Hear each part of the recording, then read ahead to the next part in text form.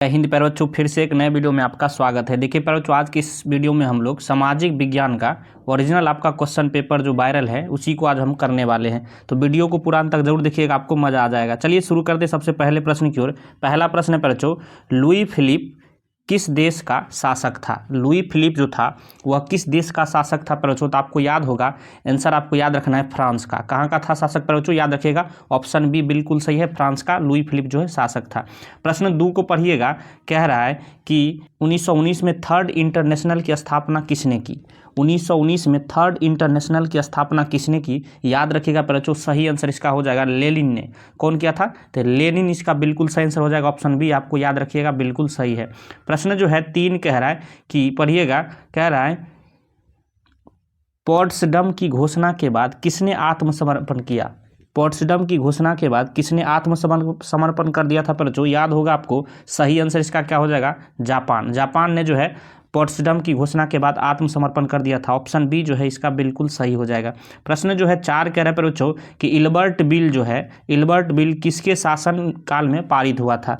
Ilbert bill किसके शासनकाल में पारित हुआ था? तो याद रखिएगा, सही आंसर लॉर्ड रिपन हो जाएगा, ऑप्शन बी बिल्कुल सही है। लॉर्ड रिपन के शासनकाल में जो है इल्बर्ट बिल पारित हुआ था। प्रश्न 5 कह रहा है कि भारत में पहली कपड़ा मिल कहाँ स्थापित की गई? भारत में पहली कपड़ा मिल कहाँ स्थापित की गई पर चौथी? याद रखिएगा, सही आंसर हो जाएगा महाराष्ट्र में।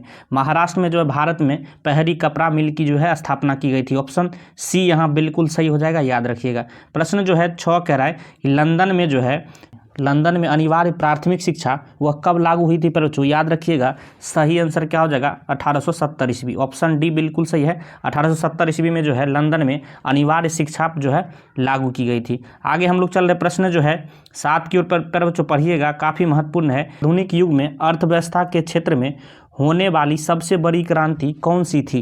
कौन सी थी पर बच्चों? याद रखिएगा, सही आंसर इसका क्या हो जाएगा? ऑप्शन बी औद्योगिक क्रांति थी। औद्योगिक क्रांति जो है इसका जो है बिल्कुल सही आंसर हो जाएगा, ऑप्शन बी आपको याद रखना है। प्रश्न 8 कह रहा है कि महात्मा गांधी ने किस पत्र का संपादन किया?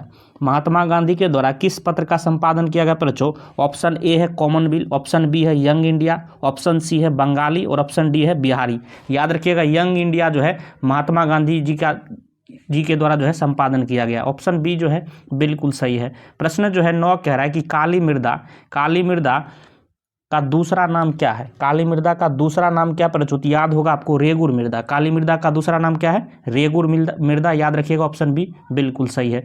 प्रश्न जो है पढ़िएगा 10 कह रहे चावल कौन सी फसल है? चावल जो है पर वह कौन सी फसल है? तो याद होगा आपको, चावल जो है खरीफ फसल में आता है, खरीफ फसल में चावल आता है बच्चों, याद रखिएगा, ऑप्शन ए जो है बिल्कुल सही है।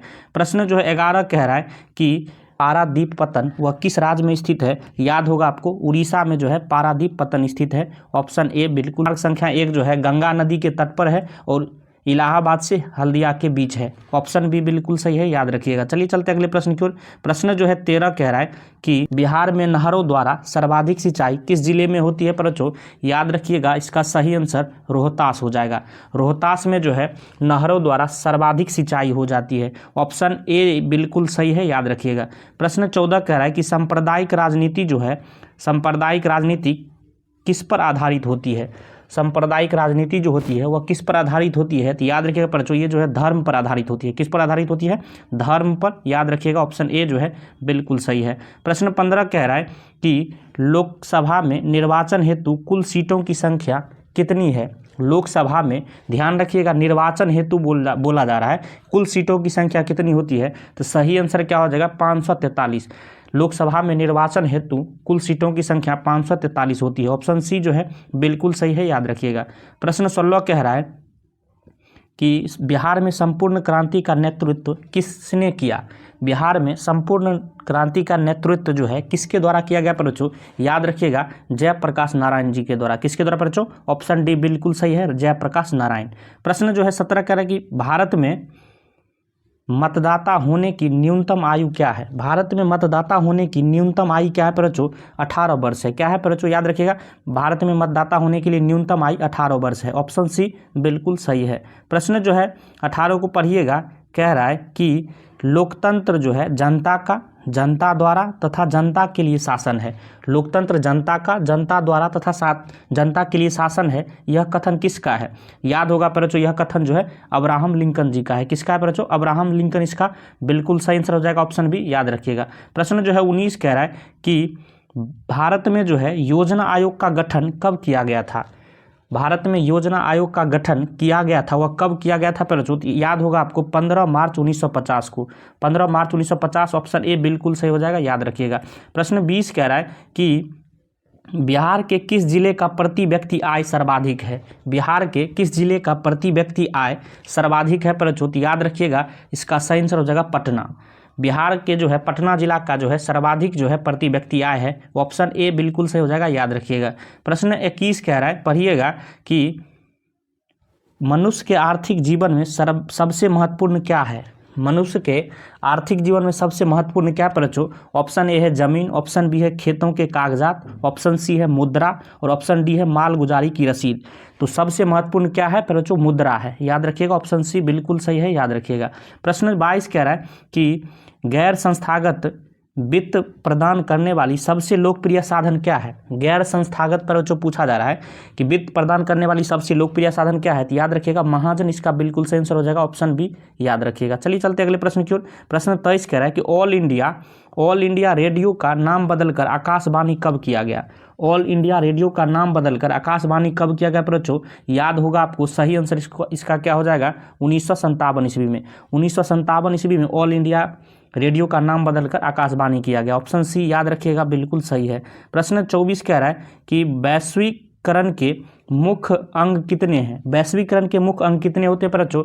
याद होगा आपको, वैश्वीकरण के मुख्य अंग जो है 4 होते हैं, ऑप्शन डी यहाँ बिल्कुल सही है, याद रखिएगा। आगे हम लोग चल रहे, प्रश्न जो है 25 कह रहा है कि उपभोक्ता द्वारा शिकायत करने के लिए आवेदन शुल्क कितना लगता है?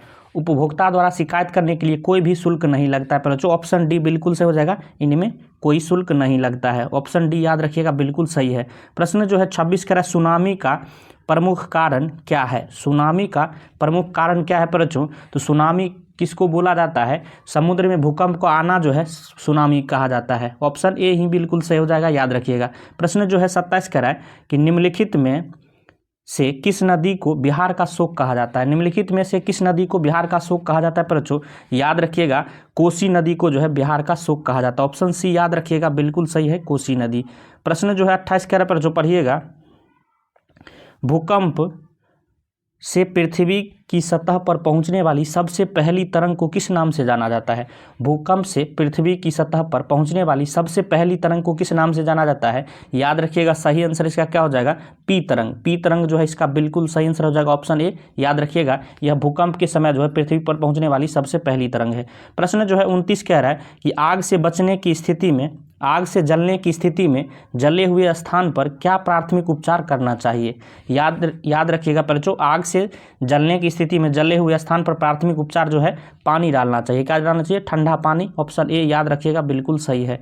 प्रश्न जो है 30 कह रहा है कि सुदूर संवेदी उपग्रह का प्रयोग किस लिए होता है? सुदूर संवेदी उपग्रह का प्रयोग वह मौसम विज्ञान के लिए होता है, ऑप्शन बी याद रखिएगा, बिल्कुल सही है। तो इस तरह से हमने टोटल आपको इस वीडियो में 30 ऐसे ऑब्जेक्टिव प्रश्न कराए हैं जो कि आपके परीक्षा होने वाले सामाजिक विज्ञान का वह जो है उसमें डायरेक्ट छपने वाला प्रश्न है। अगर वीडियो पसंद आया हो तो लाइक करिएगा, चैनल पर नए सब्सक्राइब कर लीजिए, क्योंकि इस तरह का महत्वपूर्ण वीडियो आपको हमेशा